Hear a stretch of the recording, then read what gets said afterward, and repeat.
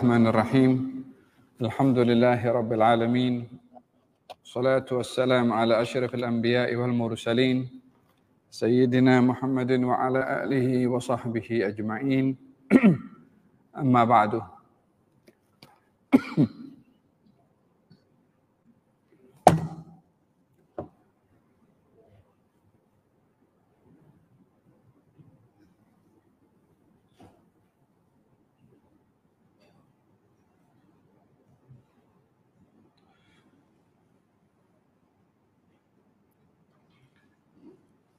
Ada yang ingat sampai hadis keberapakah?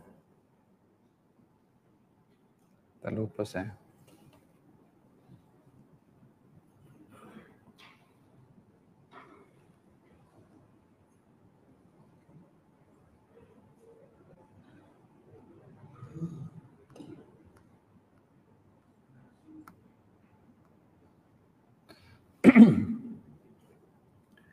Hadis yang ketujuh, an Abi Hurairah radhiyallahu anhu, an Nabi sallallahu alaihi wa alihi wasallam qaal, inna Allah ta'ala yaghar wa ghairatullah ta'ala an ya'tiya al-mar'u ma harrama Allah alaihi. Hadithun muttafaqun alaih. Daripada Abu Hurairah radhiyallahu anhu, katanya baginda Rasulullah sallallahu alaihi wasallam bersabda, sesungguhnya Allah cemburu. Cemburunya Allah bila seseorang mendatangi apa yang diharamkan oleh Allah. Hadis riwayat Imam Al-Bukhari dan juga Imam Muslim. Muttafaqun alaih. Berbicara tentang sifat kecemburuan bila dinisbahkan kepada Allah Subhanahu wa taala. Apakah itu cemburu? Adakah boleh dikatakan bahwasanya Allah Subhanahu wa taala cemburu? Cemburu itu adalah keinginan untuk melindungi dan menjaga disebabkan oleh kerana kemarahan. Karena ingin membela dan melindungi terhadap sesuatu yang menyebabkan ia marah, maka itu namanya cemburu. Bila dinisbahkan kalimat cemburu kepada Allah, maka kita tidak boleh untuk memahami seperti kecemburuan yang ada pada manusia. Ada beberapa sifat dinisbahkan kepada Allah Subhanahu wa taala yang sifat itu tidak boleh difahami secara literasi kerana Allah Subhanahu wa taala Maha Suci untuk dinisbahkan sifat-sifat tersebut. Tetapi disandarkan sifat itu kepada Allah semata-mata untuk mendekatkan kepada manusia untuk mudah memahami. Seperti hadis yang mengatakan bahwasanya Allah itu tersenyum. Hadis yang mengatakan bahwasanya Allah itu gembira. Hadis yang mengatakan Allah itu sakit. Dalam hadis qudsi Allah berfirman, "Abdi maridtu falam tazurni." Wahai hambaku, aku sakit, kenapa engkau tidak ziarah pada aku? Kata si hamba, ya Allah, macam mana engkau sakit, engkau Tuhan?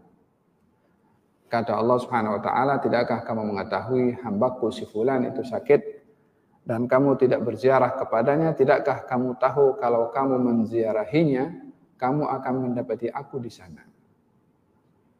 Jadi nisbahkan pada hadis ini, aku sakit. Bermakna bukan Allah itu seperti manusia ada sakit. Akan tetapi ingin memberitahukan bahwasanya orang yang menziarahi orang sakit, dia akan mendapatkan rahmat Allah secara khusus karena menziarahi orang sakit.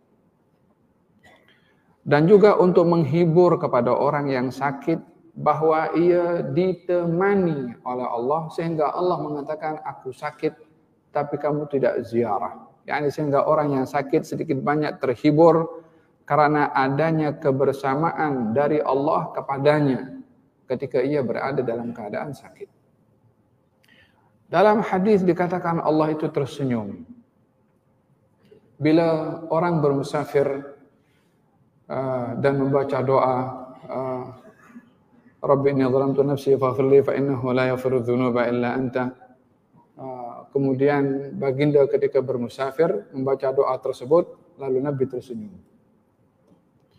Kata sahabat mengatakan, "Ya Rasulullah, kenapa engkau tersenyum?" Katanya, "Ya, Jibril memberitahukan kepada aku kalau Allah tersenyum kalau ada hamba yang berdoa dengan doa tadi saat menyadari bahwasanya tiada sesiapa yang mengampunkan dosanya kecuali Allah." Senyuman ini sebagai tanda redha dari Allah kepada orang itu yang membaca doa tersebut. Jadi senyuman itu bukan berarti seperti manusia ada mulut, ada gigi, boleh tersenyum, itu dinisbahkan kepada Allah Subhanahu wa taala. Allah tidak sama dengan makhluknya. Seperti dalam hadis kalau Allah itu gembira.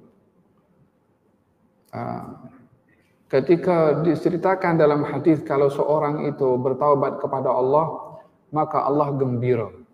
Dalam hal ini bagaimana dikatakan Allah itu gembira? Adakah sama dengan manusia kegembiraannya? Jadi sifat-sifat ini semua adalah takrib untuk mendekatkan kepada manusia dan terghib untuk menggalakkan kepada manusia. Atas apa sifat-sifat yang disandarkan kepada Allah Subhanahu wa taala daripada sifat-sifat redha, dan juga satu peringatan bila ianya adalah merupakan sifat-sifat yang dimurka oleh Allah Subhanahu wa taala. Seperti dikatakan bahwasanya al-kibriya'u ridai. Sifat kegagahan itu pakaian aku. Dan barang siapa merampasnya daripada aku akan hancurkan ia sehancur-hancurnya. Bagaimana dikatakan Allah punya pakaian? Dan sifat-sifat seperti ini ada banyak di dalam hadis yang menggambarkan tentang sifat-sifat yang ada pada Allah, tetapi ia tidak boleh difahami seperti mana ianya ada pada manusia. Tapi ianya adalah berbeza bila disandarkan kepada Allah Subhanahu wa taala. Oleh sebab itu dalam Quran ada dinyatakan Allah itu ada tangan, di Quran dinyatakan Allah itu ada wajah, di dalam Al-Quranul Karim dinyatakan Allah itu ada mata, sehingga hal ini tidak boleh untuk difahami secara literasi. Kalau tidak nanti kita akan membayangkan Tuhan ada organ tubuh badannya. Dalam Quran Allah berfirman yadullah fawqa aydihim, tangan Allah di atas tangan mereka. Kemudian Allah berfirman fasbir fa innaka bi'ayunina, sabarlah kamu sesungguhnya kamu berada di mata kami. Allah berfirman dalam Al-Quranul Karim wa yabqa wajhu rabbika dzul jalali wal ikram kullu man 'alaiha fan, semua yang ada di atas muka bumi akan sirna kecuali wajah Tuhanmu. Maka ada wajah, ada tangan, kemudian ada mata. La haula wala quwwata illa billah. Kalau kita pahami secara literasi akan jadi keliru, boleh jadi rosak akidah seseorang bila memahami kepada Allah Subhanahu wa taala melalui ayat-ayat lafaz-lafaz yang seperti itu kalau dibayangkan dalam kita punya otak. Oleh sebab itu Ahli Sunnah wal Jamaah berlandaskan kepada mazhab Imam Abu Hasan Al-Asy'ari, lebih berpegang dengan kata-kata prinsip dalam akidah itu mengatakan begini, kullu ma khatara bi balika fallahu bi khilafi dzalik. Setiap apa saja yang kamu fikirkan tentang Allah itu pada sifatnya, pada bentuknya, sesungguhnya Allah itu berbeda dengan apa yang kamu fikirkan. Jadi tidak boleh kita membayangkan zatnya Allah seperti mana kita fikirkan. Karena hakikatnya adalah bukan seperti apa saja yang kita fikirkan. Oleh sebab itu, bila ditafsirkan tentang tangan Allah, wajah Allah, mata Allah, ini tidak difahami secara literasi, melainkan daripada takwil yang perlu difahami untuk memudahkan kepada manusia memahaminya. Sama juga pada hadis ini ketika dikatakan Allah itu cemburu. Maksudnya adalah Allah itu murka. Allah itu marah. Bila ada orang yang mendatangi apa yang dilarang oleh Allah Subhanahu wa taala. Dikatakan Allah itu cemburu, diberikan perumpamaan tentang kecemburuan yang ada pada manusia. Manusia bila cemburu ke atas apa yang menjadi kehormatannya, lalu ada orang yang menodai, maka dia kecemburuannya itu akan mengambil satu sikap tindakan untuk melindungi apa yang ia menjadi kehormatannya, dan mungkin boleh membuat satu tindakan kepada orang yang ingin menodai kehormatan itu dengan tindakan yang mungkin dengan tindakan keganasan atau dengan tindakan yang agresif karena ingin melindungi kehormatannya. Dalam hal ini, dalam hadis Nabi Muhammad sallallahu alaihi wasallam, beliau bersabda mengenai kecemburuan, la yadkhul jannata ad-dayyus, tidak akan masuk syurga dayyus. Gal siapa itu dayyus wahai Rasulullah? Alladzi la yagharu ala ahlih, orang yang tak ada kecemburuan kepada keluarganya.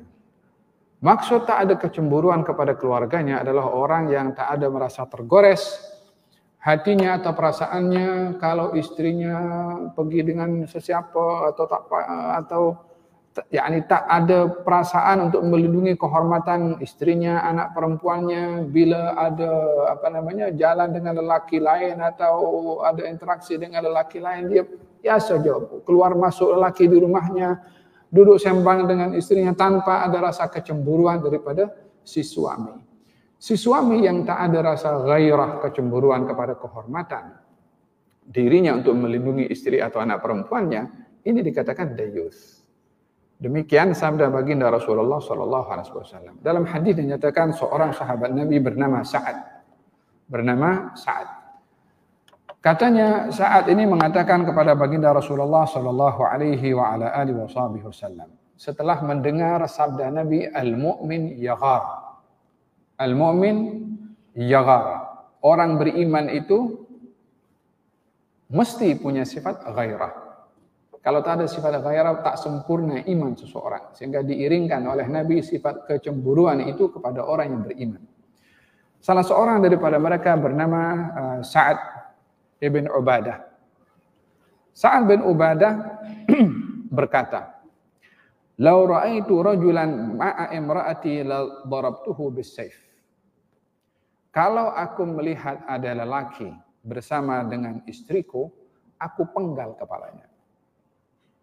Kata Sa'ad bin Ubadah, karena ghairahnya Sa'ad.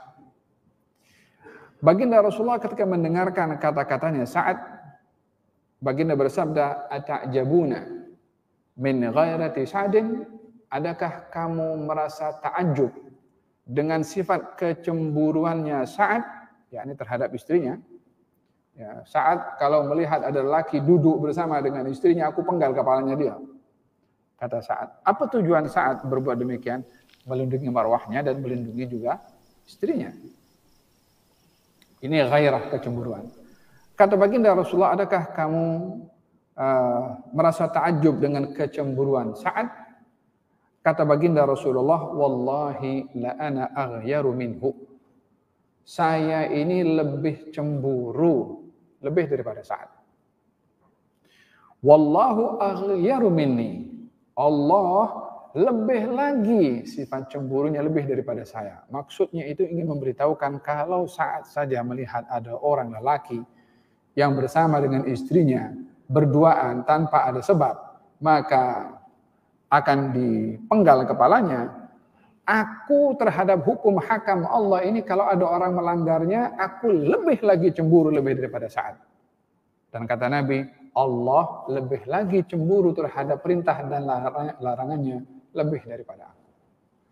Yakni bila ada orang yang mengabaikan perintahnya Allah, Allah marah. Bila ada orang yang melanggar larangannya Allah, Allah pun juga marah. Itu bahagian daripada kecemburuan yang dimaksudkan pada hadis tersebut. Dalam satu peristiwa, seorang perempuan, istri kepada sahabat, saya tak ingat siapa nama suaminya itu. Satu hari didapati istrinya keluar tanpa menutup aurat dengan sempurna. Istri sahabat keluar daripada rumahnya tanpa menutup aurat dengan sempurna. Suaminya nampak daripada jauh dan nampak muka merah dan ingin marah, ingin mengambil satu tindakan. Istrinya mengatakan, la ta'jal. Kamu jangan terburu-buru dulu.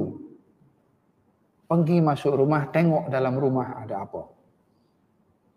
Ketika diingatkan demikian, maka masuk suaminya ke dalam rumah, didapati ada seekor ular dalam biliknya.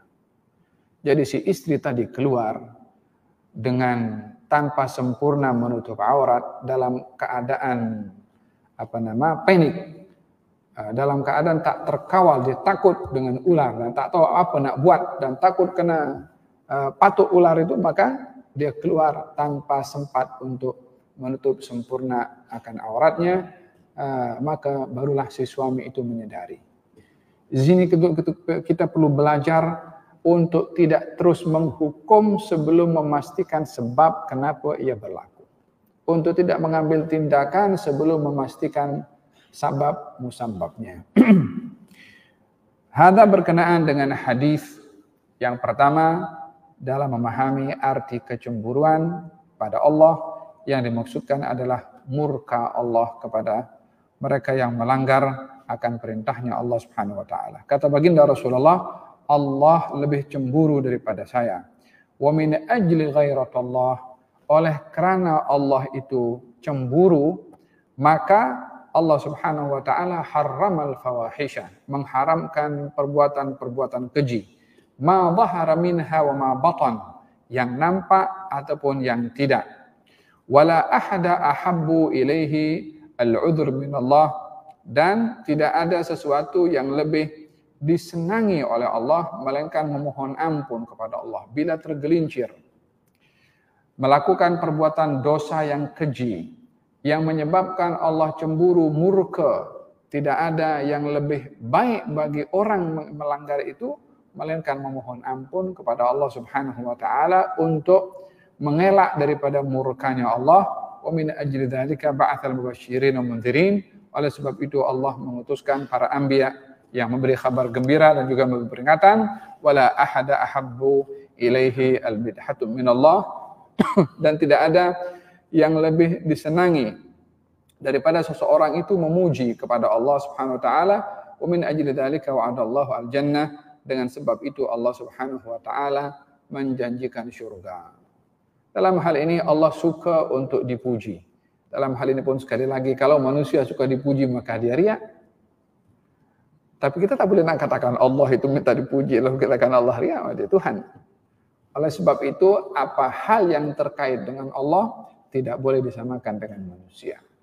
Ya kan? Allah Subhanahu wa taala menuntut kepada hambanya untuk bersyukur. Sementara manusia kalau memberi kepada orang lain tidak boleh untuk menuntut orang itu bersyukur dan berterima kasih. Bagi Allah wajib untuk kita berterima kasih. Bagi Allah boleh untuk menyuruh hambanya, engkau berterima kasih kepada aku. Tapi manusia tidak boleh menuntut orang lain, engkau kena berterima kasih kepada aku. Dalam Al-Quran Allah Subhanahu wa taala berfirman, wa yut'imuna at-ta'ama ala hubbihi miskinan wa yatiman wa asira innama nut'imukum liwajhillahi la nuridu minkum jazaa'an wala syukura. Mereka memberi makan kepada fakir, kepada miskin, anak yatim, kepada tawanan, dan mengatakan kami beri makan kepada kamu ikhlas karena Allah, dan kami tidak menuntut apa-apa balasan walaupun sekedar kalimat terima kasih. Hadis yang ke-8. An Abi Hurairah qala qala Rasulullah sallallahu alaihi wasallam min husni islamil mar'i tarkuhu ma la ya'ni. Haditsun hasan rawahu At-Tirmidzi wa ghairuhu. Hadis daripada Abu Hurairah, katanya Rasulullah sallallahu alaihi wasallam bersabda, di antara indahnya Islam seseorang bila ia meninggalkan apa yang tak berkaitan dengannya. Hadis hasan riwayat al-Imam At-Tirmidzi dan juga perawi-perawi yang lain. Berbicara tentang indahnya Islam dan rosaknya Islam bergantung atau dilihat daripada perbuatan orang Islam. Min husni islamil mar'i, di antara indahnya Islam seseorang. Islam itu indah segala-galanya. Hukumnya, adabnya, akhlaknya. Tapi oleh karena Islam itu tak boleh dilihat kecuali dengan perbuatan orang Islam, maka dengan demikian Islam pun terkena tempias daripada orang Islam.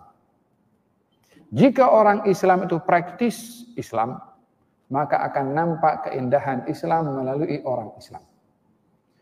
Tapi jika orang Islam itu tidak praktis Islam dengan sempurna, boleh jadi Islam pun akan terkena tempias karena perbuatan orang Islam. Walaupun kita tidak dapat untuk meyakini dan memahami bahwasanya kita tidak boleh untuk menilai Islam melalui orang Islam. Tapi hendaklah kita memahami Islam melalui prinsip dan dasar-dasar Islam. Realitinya begitu. Walaupun hakikat yang berlaku di lapangan adalah orang itu hanya menilai orang lain atau menilai pegangan seseorang melalui perbuatan orang itu. Kita tidak jauh daripada beberapa masa yang lalu ketika kita mendengar tentang Islamofobia.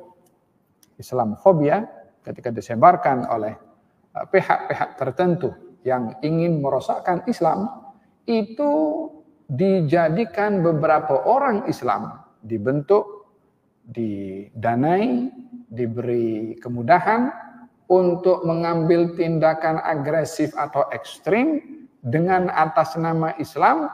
Tujuannya adalah untuk menakut-nakutkan kepada orang bukan Islam tentang Islam.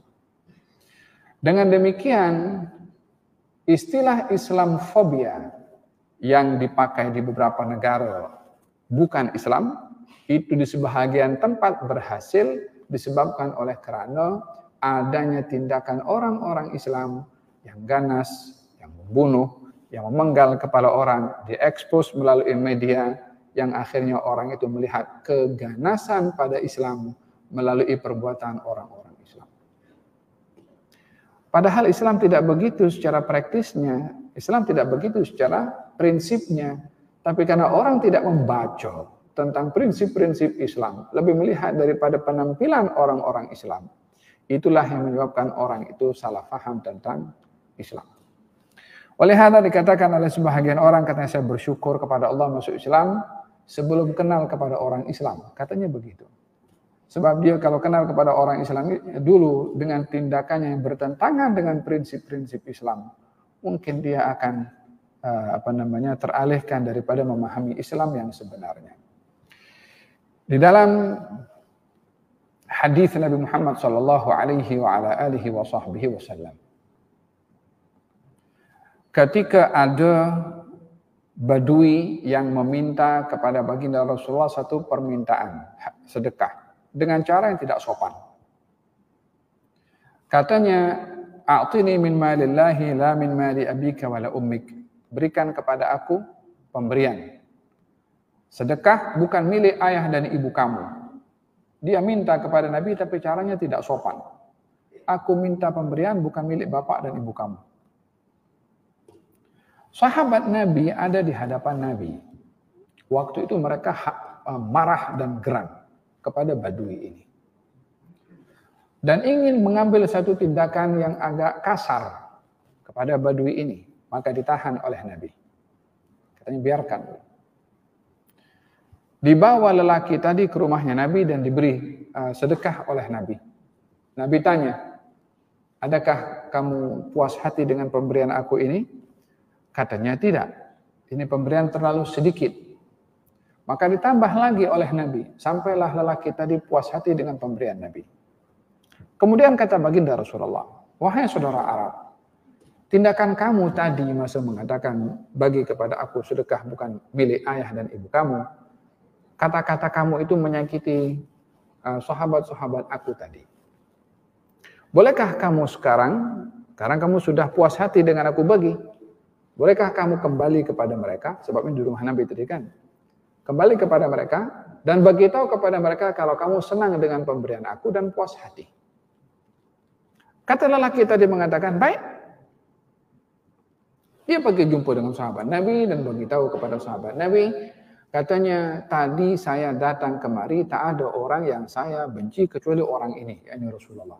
Tapi sekarang ini saya amat sayang kepada orang ini. Saya amat sayang negeri orang ini. Dan saya senang hati dengan sikap orang ini. Yang dimaksudkan adalah Rasulullah SAW. Kemudian lelaki tadi pergi. Baginda Rasulullah SAW bersabda kepada para sahabat, perumpamaan saya dengan lelaki tadi, umpama orang yang punya onta, ontanya mengamuk. Dan setiap orang datang mendekati untuk menenangkan onta itu makin mengamuk. Sehingga tuan empunya onta yang tahu cara menenangkan onta, datang mendekati onta dan menenangkannya, onta itu pun tenang.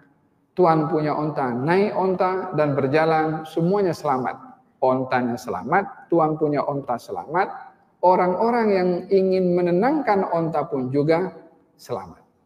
Kata Nabi, perumpamaan saya dengan lelaki tadi, umpama tuan empunya onta dengan onta. Yang lelaki tadi itu umpama onta yang sedang mengamuk. Dia tak belajar, dia tak arti, dia tak tahu. Sahabat tadi ingin membela Nabi karena kurang hajarnya itu badui. Perbuatan sahabat ingin melindungi Nabi, betul. Tapi cara ingin melindungi Nabi dengan menyakiti kepada badui, salah. Tidak dibenarkan seseorang hanya punya semangat dan tujuan yang betul tanpa memastikan caranya mesti juga betul. Tidaklah seseorang punya tujuan untuk bersedekah kepada orang lain, tapi dengan cara merompak harta orang lain. Merompak adalah satu hal yang dosa. Tidak boleh seseorang ingin memperbetulkan kesalahan orang, tapi dengan tindakan salah memaki menengking kepada orang yang salah. Tidak dibenarkan seseorang melihat orang bermaksiat untuk mencegah maksiatnya, tapi dengan memaki, menghina, dan merendahkan karena memaki juga maksiat. Maka dalam hal ini, bukan tujuan menghalalkan segala cara. Tapi tujuan itu mesti menentukan cara. Min husni islamil mar'i tarkuhu ma la ya'ni, di antara indahnya Islam seseorang bila ia meninggalkan hal-hal yang tak ada kaitan dengannya. Dalam hal ini ada beberapa penafsiran. Apa maksud daripada meninggalkan apa yang tak ada kaitan dengannya? Imam Ibn Hajar mengatakan maksudnya Islam yang baik pada seseorang bila ia meninggalkan maksiat atau hal-hal yang dilarang oleh Allah dan melakukan apa yang diperintahkan oleh Allah. Pendapat yang kedua mengatakan bahwasanya yang dimaksudkan indahnya Islam seseorang bila meninggalkan apa yang tak ada kaitan dengannya adalah untuk tidak melibatkan diri kepada hal-hal yang tidak bermanfaat untuknya. Alangkah banyaknya di zaman sekarang ini penglibatan seorang pada hal-hal yang tidak bermanfaat, walaupun bukan hal yang haram, bukan hal yang dosa. Seperti tengok komen dalam Facebook. Dia tak ada kaitan dengan dia, tapi paling seronok orang tengok komen Facebook. Sebab dia pun akan terpanggil untuk komen juga. Hal-hal yang tidak bermanfaat dalam agama, maka itu perlu untuk dihindarkan karena tidak memberikan apa-apa faedah bagi seseorang yang ingin menjaga Islamnya. Baginda Rasulullah SAW bersabda, katanya, janganlah kamu menyampaikan kepada aku hal-hal tentang sahabat-sahabat aku, kekhilafan, kesilapan, perbuatan yang tak baik dilakukan oleh mereka. Karena sesungguhnya aku ingin keluar daripada rumah sementara dalam hati aku tak ada pandangan negatif kepada sesiapapun. Yakni Nabi ingin tak ada siapa sampaikan berita tak elok tentang sahabat-sahabat Nabi. Disebabkan kalau Nabi tahu berita yang tak elok tentang sahabatnya, kalau jumpa maka teringat berita yang dia dengar itu. Kalau ada orang dikatakan si fulan mencuri, si fulan begini, si fulan begitu, lalu Nabi keluar jumpa dengan orang itu, maka ingat perbuatannya, ini mencuri, ini begini, ini begitu. Daripada mana boleh penilaian itu berlaku? Informasi yang sampai ke telinga Nabi, yang sementara Nabi tidak mahu mendengarkan hal-hal yang seperti itu. min husni islamil mar'i tarkuhu ma la ya'ni. Alangkah sulitnya zaman kita sekarang dengan adanya grup WhatsApp untuk menyampaikan berita-berita yang kadang-kadang atau kebanyakannya tidak ada bermanfaat, tidak memberi faidah, bahkan mungkin akan mengetahui keburukan dan aib orang lain. Zaman kita sekarang banyak orang yang menggunakan kamera, video kamera untuk syuting apa yang dilakukan oleh orang lain, lalu di-upload dekat Facebooknya untuk mengaibkan dan mendedahkan. Tujuannya mungkin bertujuan untuk ini orang berbuat begini, tapi adakah tujuan untuk mencegah orang itu daripada berbuat maksiat dengan mengaibkan orang itu di hadapan khalayak ramai? Bukankah itu bahagian daripada membuka aib orang yang juga dilarang di dalam syariat? Bukankah menceritakan keburukan orang itu dilarang juga dalam syariat? Bukankah Nabi melarang orang itu membuka aib orang lain? Bukankah beliau bersabda, barang siapa yang membuka aib orang maka aibnya akan dibuka? Bukankah beliau bersabda, barang siapa yang menutup aib orang maka aibnya akan ditutup? Dengan demikian, Islam yang baik bagi seseorang adalah mengelak daripada terlibat hal-hal yang tidak bermanfaat pada dirinya, pada agamanya, pada marwahnya, pada ketakwaannya, pada Islamnya, dan juga pada imannya. Hada berkenaan, walihada kata Imam Syafi'i ketika didatangi atau didekati oleh seseorang dan orang itu memaki kepada Imam Syafi'i. Ketika dimaki oleh orang itu, Imam Syafi'i sedang diam. Dipandang orang itu sambil memaki. Selesai, terus Imam Syafi'i ini diam juga. Tak layanlah orang itu yang mengada kepada Imam Syafi'i. Kemudian setelah orang itu pun karena tak dilayan, dia pun pergi. Kata murid-muridnya, ya Imam, kenapa engkau tidak jawab? Kenapa engkau tadi terdiam? Katanya, ya aku tengah pikir, kalau aku jawab bermanfaat atau tidak? Ada faidah atau tidak? Memberikan kesan atau tidak? Ketika didapati diam itu adalah yang lebih selamat dan itu lebih memberi manfaat, maka beliau lebih memilih diam berbandingkan menjawab. Islam seseorang adalah mengelak atau meninggalkan atas hal-hal yang tak ada kaitan dengannya. Katanya, beliau mengatakan, yukallimuni safihu bikulli qubhin fa akrahu an akuna lahu mujiba. Yazidu safahatan wa azidu izza kal'ud yazdad bil ihraqi tiba. Orang bodoh cakap bodoh pada saya, maka saya enggan untuk melayan kebodohannya. Dia bertambah bodoh dengan sikapnya dan saya bertambah mulia karena tidak melayan kepadanya. Umpama kayu gahru yang akan nampak wangi bila ia dibakar. Tahu kayu ud itu? Bila nampak wanginya, kalau kena api. Macam itu juga manusia itu yang baik, yang mulia. Kalau diduga dan dia menjaga kehormatannya, maka ia adalah umpama kayu gahru yang kena api. Bertambah wangi. Bukan justru menjatuhkan kedudukannya. Hada berkenaan dengan hadis yang kedua. Hadis yang ketiga, baginda Rasulullah sallallahu alaihi wa ala alihi wasallam bersabda.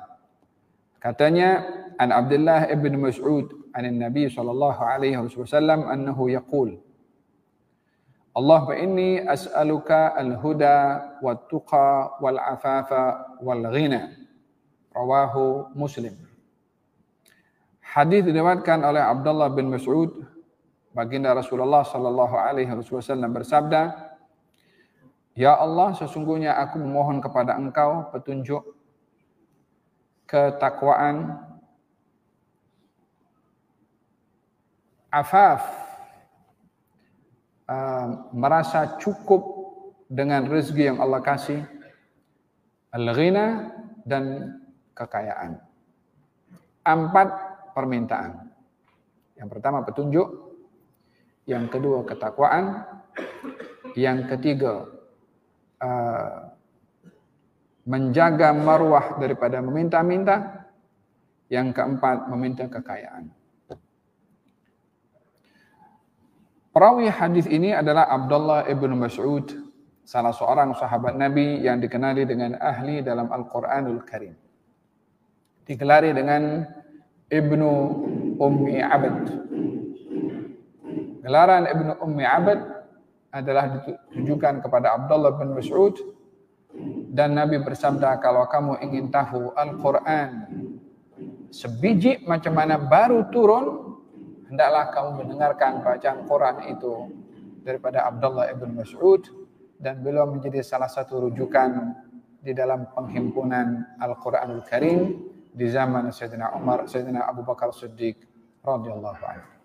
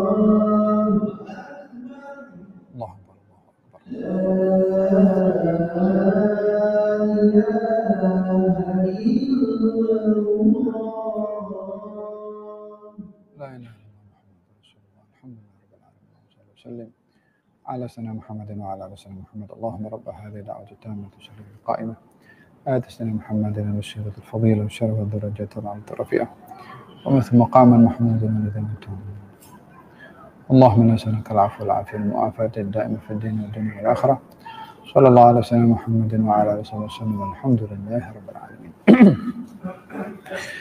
Abdullah bin Mas'ud termasuk orang-orang yang awal memeluk agama Islam, dan sejarah yang menceritakan tentang Islamnya beliau adalah perjumpaan beliau dengan baginda Rasulullah sallallahu alaihi wa ala alihi wasallam ketika beliau berjalan bersama dengan Sayyidina Abu Bakar Siddiq, melihat Sayyidina Abdullah bin Mas'ud sedang menggembala kambing.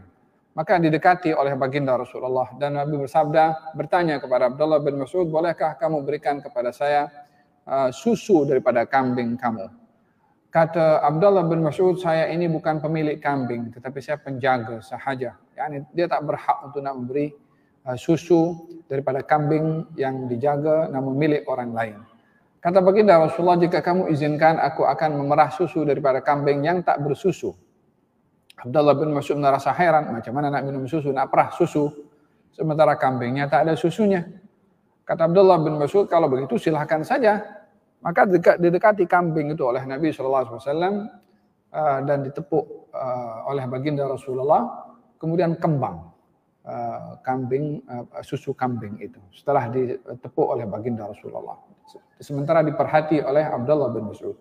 Diperah susu oleh Nabi SAW. Merasa takjub Abdullah bin Mas'ud macam mana kambing yang tidak hamil, tidak melahirkan, namun boleh kembang susunya. Setelah diminum oleh baginda Rasulullah SAW, tepuk balik, kempes balik susu tersebut dan disaksikan oleh Abdullah bin Mas'ud. Lalu Abdullah bin Mas'ud terpikat dengan baginda Rasulullah SAW dan diusap kepalanya oleh baginda Rasulullah, didoakan, dan beliau pun akhirnya memeluk agama Islam. Abdullah bin Mas'ud digelari dengan seorang yang ahli dalam Al-Quran, banyak meriwayatkan hadis Rasulullah, dikenali sebagai ahli khidmat Rasulullah, yang menjaga selipar Rasulullah, siwak Rasulullah, bekas wudhu Rasulullah, tongkat Rasulullah, private assistant kepada baginda Rasulullah sallallahu alaihi wasallam. Pernah baginda Rasulullah memerintahkan kepada Abdullah bin Mas'ud untuk membaca Al-Quran di hadapan beliau, dan beliau mendengar bacaan Al-Quran Abdullah bin Mas'ud, dan ini sebagai penghargaan yang diberikan oleh Nabi kepada Abdullah bin Mas'ud. Kata Abdullah bin Mas'ud, ya Rasulullah, macam mana aku nak baca Quran kepada engkau sementara Quran turun kepada engkau? Kata baginda Rasulullah, saya ingin mendengar bacaan Quran daripada selain saya. Di sini kita dianjurkan juga, walaupun kita hafiz Quran, walaupun kita ahli dalam Quran, maka kita tidaklah merasa cukup dengan Quran yang ada dalam ingatan dan hafazan kita tanpa kita mahu mendengarkan orang lain punya bacaan. Nabi sendiri mendengarkan bacaan orang lain. Sehingga dibacakan surat An-Nisa oleh Abdullah bin Mas'ud di hadapan baginda Rasulullah sallallahu alaihi wasallam. Hadis ini diriwayatkan oleh Sayyidina Abdullah bin Mas'ud, dan hadis ini mengandungi doa. Kita dalam berdoa digalakkan untuk kita berdoa dengan menggunakan doa-doa yang diajarkan oleh baginda Rasulullah, selain daripada doa-doa yang memang kita nak minta kepada Allah Subhanahu wa taala. Kita ada permintaan, bahkan banyak permintaan kepada Allah. Dalam berdoa, elok kalau kita berdoa itu dengan kita memulai menggunakan doa-doa yang warid. Baik itu ada dalam Quran atau dalam hadis Nabi Muhammad SAW. Setelah itu silahkan dengan bahasa apapun juga, dengan permintaan apapun juga yang kita ingin minta kepada Allah Subhanahu wa taala. Di dalam doa yang diajarkan dalam Al-Quran seperti Rabbana atina fid dunya hasanah fil akhirati hasanah wa qina adzabannar. Rabbana hab lana min azwajina wa dhurriyyatina qurrata a'yun. Rabbana atina fid dunya Rabbi habli min ladunka dzurriyyatan thayyibah, dan doa-doa yang ada dalam Al-Quran. Dan doa yang warid dalam sunnah adalah seperti yang kita baca hari ini, yaitu Nabi mengatakan, Allahumma inni as'aluka, wahai Allah, sesungguhnya aku memohon kepada engkau. Al-huda. Al-huda artinya adalah petunjuk. Petunjuk mempunyai beberapa bahagian. Hidayah itu ada namanya hidayatul bayanin, ada namanya hidayatul taufiqin. Orang meminta petunjuk kepada Allah Subhanahu wa taala ada dua maksud. Ada orang yang meminta petunjuk karena tidak jelas yang mana betul, yang mana salah.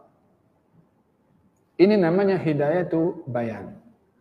Hidayatul bayan, yakni meminta penerangan, meminta petunjuk dari Allah. Ini saya keliru yang mana satu, yang mana hak, yang mana batil, mana betul, mana salah, dia tak jelas.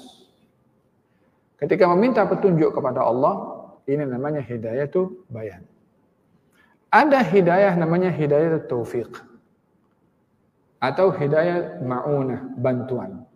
Dia sudah mendapatkan petunjuk, tetapi dia menginginkan petunjuk yang lebih. Itulah yang selalu kita minta di dalam surat Al-Fatihah, ihdinas siratal mustaqim. Meminta hidayah kepada Allah, walaupun kita sudah berada dalam hidayah, kita beriman kepada Allah, itu hidayah. So kita meminta tambahan hidayah dengan amal soleh, dengan bersedekah, dengan berinfak, dengan bertadarus, dengan i'tikaf, dengan sholat berjamaah, dengan berzikir. Maka meminta hidayah kepada Allah. Setelah kita berada dalam hidayah, itu namanya hidayatul taufiq atau hidayatul bayan atau hidayatul ma'unah. Jadi hidayah ini ada 3 kategori lah, tapi yang saya jelaskan 2 saja. Hidayatul taufiq dengan hidayatu bayan. Hidayah penerangan jika keliru. Dan hidayah taufik sudah mendapatkan hidayah namun mohon tambahan hidayah. Di dalam Al-Quranul Karim kita diajarkan oleh Allah untuk bersyukur dengan nikmat hidayah karena hidayah itu satu rezeki dan anugerah. Allah berfirman dalam Al-Quran, Alhamdulillahilladzi hadana lihada wa ma kunna linahtadiya laula an hadanallah. Segala puji bagimu ya Allah karena memberi aku hidayah. Di sini diajarkan bersyukur dengan nikmat hidayah karena hidayah itu adalah merupakan satu rezeki dari Allah Subhanahu wa taala. Hidayah yang ketiga namanya hidayatul kashfi 'anil hujub. Yani hidayah benda yang gaib jadi nampak syahadah. Benda yang tidak dilihat oleh mata nampak jelas nyata dengan mata hati. Itu peringkat yang tertinggi hidayah diberikan oleh Allah kepada para anbiya dan para aulianya Allah Subhanahu wa taala. Pertama yang diminta oleh Nabi adalah hidayah. Allahumma inni as'aluka al-huda. Ya Allah, aku mohon kepada Engkau petunjuk. Dan hidayah ini mahal harganya. Ada kalanya orang dia diperdengarkan hidayah namun tak bersedia untuk menerima hidayah. Ada kalanya orang itu diperdengarkan hidayah, terbuka hatinya untuk menerima hidayah. Sama-sama mendengar hidayah, tapi tak semua yang menerima. Bergantung kepada siapa yang hatinya dibuka oleh Allah untuk menerima hidayah. Di zaman Nabi SAW, baginda bersabda dalam hadis, Allahumma a'izzal Islam bi ahadil umarain. Ya Allah, berikan izzah, kemuliaan pada Islam ini dengan hidayah yang kau berikan kepada salah seorang daripada yang bernama Umar. Ada zaman Nabi Umar bin Khattab. Ada zaman Nabi Amr bin Hisham. Sama-sama namanya dimulai dengan Ain, Mim, Ra. Hanya bezanya satu Umar, yang satu namanya Amr. Sama-sama jumpa dengan baginda Rasulullah. Sama-sama dengar daripada baginda Rasulullah. Sama-sama tengok kepada Rasulullah. Sama-sama berinteraksi dengan Rasulullah. Tetapi hidayah sampai kepada Umar, bukan kepada Amr. Apa yang membezakan? Sama-sama mereka hidup di zaman Nabi. Yang membezakan adalah Allah menginginkan memberikan kepada Umar, bukan kepada Amr. Ini berharganya hidayah. Kadang-kadang orang hadir dalam majelis ilmu, tapi tak semua yang mendapatkan hidayah, walaupun hadir majelis ilmu. Bergantung kepada kesediaannya dia datang untuk majelis ilmu. Dalam hadis Nabi Muhammad SAW menggambarkan macam-macam orang hadir majelis ilmu. Ada yang betul-betul mencari ilmu. Ada yang fudul saja, nampak ramai, maksudnya tuh hadir juga, pasal nampak ramai orang. Kata baginda Rasulullah menggambarkan tentang nawaitu orang datang pergi ke majelis. Atadruna ani thalatha, tahukah kamu tentang 3 orang? Ammal awal, yang pertama, fa'awa ilallah faqad awa ilallah fa'awa Allahu ilaih. Yang pertama, dia datang kepada Allah, maka Allah datang pada dia. Menggambarkan dalam majelis Nabi ada satu tempat kosong. Ada satu orang datang, dia nampak tempat kosong, terus dia datang ke situ karena ingin mendengar. Kata Nabi, ini yang pertama, dia datang kepada Allah, maka Allah datang kepada dia. Perbuatan orang ini disukai oleh Allah, maka Allah beri pahala kepada dia. Allah beri priority kepada dia. Datangnya semata-mata untuk mencari ilmu. Nampak tempat kosong, terus dia semangat. Wa amma tsani faqad istahya min Allah fastahya Allah minhum. Yang kedua, dia datang majelis ilmu. Tapi dia malu, maka Allah malu pada dia. Nampak majelis ilmu, di majelisnya Nabi. Majelisnya Nabi. Kemudian dia segan nak tinggalkan majelis itu. Nanti kalau tinggalkan nampak macam dilihat orang tak sedap. Maka dia pun duduk karena malu nak tinggalkan majelis. Kata Nabi, Allah pun malu pada dia. Hadir juga majelis. Yang membezakan nawaitu. Dia malu, Allah pun malu pada dia. Kata ulama mengatakan, kalau masih ada Allah malu pada dia, masih okey lah. Dia tak kena apa-apa. Walaupun nawaitunya bukan untuk hadir, tapi dia segan nak tinggalkan, maka Allah pun juga malu pada dia, artinya dia masih okey. Wa amma ats-tsalits faqad a'rad 'anillah fa'aradallahu 'anhu. Yang ketiga, dia berpaling dari Allah. Nampak majlis dia tinggalkan, dia perli, dia hina, dia tak pedulikan, atau dia maki, atau dia komplain, maka Allah pun berpaling daripada dia. Maka dalam hal ini, hidayah yang disampaikan oleh Nabi pada ketika itu tidak semua yang menerima, bergantung kepada siapa hatinya yang dibuka oleh Allah Subhanahu wa taala untuk menerimanya. Yang diminta pertama di sini oleh Nabi SAW adalah meminta hidayah. Allahumma inni as'aluka al-huda. Ya Allah, aku mohon kepada Engkau hidayah. Kita dalam salat setiap rakaat kita meminta hidayah. Setiap duduk di antara dua sujud kita minta hidayah. Pada salat subuh kita minta hidayah. Karena terlalu berharganya dan mahalnya itu hidayah. Oleh sebab itu, bila hati ini diilhamkan oleh Allah untuk melakukan kebaikan, ambil segera. Jangan ditunda. Itu suara atau itu ilham yang diingatkan untuk kita melakukannya. Kalau ditunda, khawatir tak terlaksana pada kemudian hari. Yang kedua, diminta at-tuqa, meminta ketakwaan.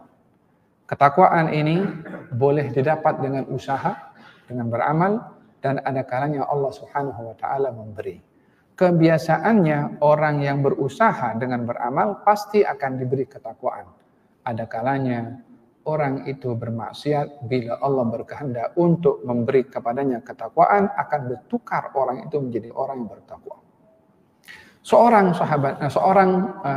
ulama bernama Ma'ruf Al-Karhi, ulama besar daripada Irak. Satu hari berjalan dengan murid-muridnya di tepi pantai. Di sebelah atau di tengah-tengah laut itu nampak ada perahu kecil dengan anak-anak muda yang sedang mabuk di atas perahu dan tertawa terbahak-bahak. Sampai suara ketawa mereka di atas perahu itu di atas laut terdengar sampai ke pantai. Yang Ma'ruf Al-Karhi ini sedang lalu bersama dengan murid-muridnya. Kata murid-murid Ma'ruf Al-Karhi mengatakan, wahai Tuan Guru, doakan mereka supaya perahunya terbalik dan mereka tenggelam di situ. Maka kata Ma'ruf Al-Karhi mengatakan, Allahumma kama farrahtahum fid dunya fafarrihhum fil akhirah. Ya Allah, seperti mana Engkau beri mereka gembira, happy, ketawa, terbahak-bahak. Itu kan orang ketawa itu kan gembira. Macam mana Engkau gembirakan dia di dunia ini, berikan dia gembira di akhirat. Kata muridnya, wahai Tuan Guru, kami tidak minta Engkau supaya mereka diberi kebahagiaan di akhirat. Kami minta Engkau doakan supaya mereka terguling ke, mati ke, tenggelam ke. Aku doa apa yang terbaik. Tahu apa yang berlaku? Itu anak-anak muda itu. Karena doanya Ma'ruf Al-Karhi yang diterima oleh Allah. Daripada orang yang minum arak. Dalam sekelip mata, bila Allah ingin mengubah seseorang, akan berubah. Hidayah masuk serta-merta di hati anak-anak itu. Merasa bersalah atas perbuatannya. Kembali pergi ke tepi pantai, jumpa dengan Ma'ruf Al-Karhi. Dan dia mengisytiharkan untuk untuk taubat kepada Allah Subhanahu wa taala, bertukar menjadi orang tukang minum arak, menjadi student yang istiqamah belajar kepada Ma'ruf Al-Karhi. Kata Ma'ruf Al-Karhi, bukankah aku telah mengatakan kepada kamu doakan dia supaya mendapatkan hidayah, karena tak mungkin dia gembira di akhirat kecuali mendapat hidayah di dunia. Salah seorang tu imam berjalan daripada rumahnya ingin pergi ke masjid malam-malam sebelum subuh. Di perjalanan nampak orang mabuk. Terjatuh, entah masuk longkang ke atau walhasil tak sedarkan diri sambil berkata Allah, katanya si orang yang mabuk ini masih sempat nyebut nama Allah Subhanahu wa taala walaupun dia mabuk. Maka didekati oleh imam itu, diambil air, dibersihkan mulutnya. Kata orang-orang kampung yang kata kepada tu imam itu, ada apa engkau layan orang pemabuk ini? Untuk apa engkau layan? Dia dibersihkan. Katanya, aku tak mau mulutnya yang najis itu menyebut nama Allah Subhanahu wa taala. Aku nak bersihkan mulut orang anak muda ini supaya nama Allah tak disebutkan dengan mulutnya yang najis. Kata tu imam. Lepas tu dibawa pergi ke tempat yang sepatutnya. Allah Subhanahu wa taala beri hidayah kepada lelaki itu sampai terdengar engkau bersihkan mulutnya untuk menyebut nama aku bersihkan hatinya daripada dia berdosa sekali lagi dengan aku. Insaf. Hidayah diberikan oleh Allah Subhanahu wa taala. Maka bertukarlah anak muda itu tak lagi minum arak. Falhasil hidayah ini mahal harganya. Dan Allah kalau kasih, tak ada siapa boleh untuk menghalang. Katanya, janganlah kamu gembira dengan musibah yang menimpa kepada orang lain. Khawatir musibah itu diangkat oleh Allah daripada orang itu dan dikenakan kepada kamu. Jangan sekali-kali merasa menghina kepada orang berbuat maksiat. Mungkin saja orang yang bermaksiat itu diberi hidayah oleh Allah Subhanahu wa taala berbuat taat, perbuatan maksiat itu berpindah kepada kita karena menghina kepada orang berbuat maksiat. Permintaan yang diminta oleh Nabi yang kedua adalah ketakwaan. Hidayah dan minta takwa. Yang ketiga, al-afaf. Meminta kehormatan untuk tidak meminta-minta kepada orang lain. Kata baginda Rasulullah dalam hadis, "Wa man yasta'fif yu'iffuhullah." Barang siapa orang yang menjaga dirinya daripada meminta-minta kepada orang, maka Allah akan kayakan dia dengan Allah Subhanahu wa taala. Miskin itu bukan orang yang tidak berharta. Miskin adalah orang yang tak cukup dengan rezeki yang diberikan oleh Allah, walaupun hartanya banyak. Miskin itu orang yang tidak merasa cukup dengan pemberiannya Allah. Kaya adalah orang yang kaya, yang merasa cukup dengan pemberiannya Allah Subhanahu wa taala, walaupun hanya naik motosikal ke mana-mana. Walaupun kerjanya hanya grab food, walaupun kerja sebagai cleaner, dia kaya kalau dia merasa cukup dengan apa rezeki yang diberikan oleh Allah, tapi orang itu akan menjadi miskin walaupun bilioner kalau tidak merasa cukup dengan apa yang diberikan oleh Allah. Kalau kedekut untuk mengeluarkan zakatnya, kalau enggan untuk bersedekah, dia miskin walaupun berjuta-juta harta yang dimiliki. Baginda Rasulullah bersabda, "Laisal miskin man tarudu tamrah tamratan." Miskin itu bukan orang yang boleh kamu beli 1 korma dan 2 korma dia pergi. Bukan itu miskin. Miskin adalah orang yang tidak merasa cukup dengan apa yang diberikan oleh Allah Subhanahu wa taala. Itu miskin.